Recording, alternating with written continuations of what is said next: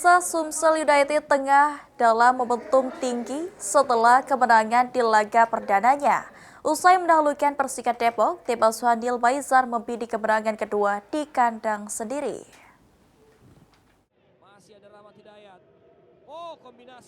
Sumsel United datang ke kompetisi Liga 2 musim 2025-2026 dengan modal moral yang sangat baik. Usai menaklukkan Persikat Depok dalam laga perdana, tim asuhan Neil Maizar tengah membidik kemenangan kedua, kali ini di kandang sendiri.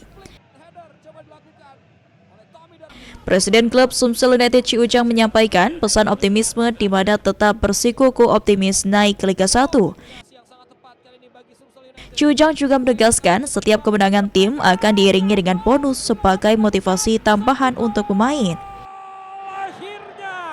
Terjadi di Stadion Pakansari 2, tapi satu turnover yang sangat baik tadi dari Ruanto Bajo. Flick header coba dilakukan oleh Tommy Darmawan. Laga kandang perdana Sumsel United dijadwalkan pada Senin 22 September 2025 di Stadion Gelora Sriwijaya Kebaring, Palembang melawan Persiraja Banda Aceh.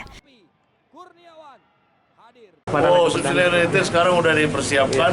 Mohon doanya, mohon dukungannya supaya Sumsel United sukses menjadi kebanggaan Provinsi Sumatera Selatan. Targetnya Pak? Targetnya Pak?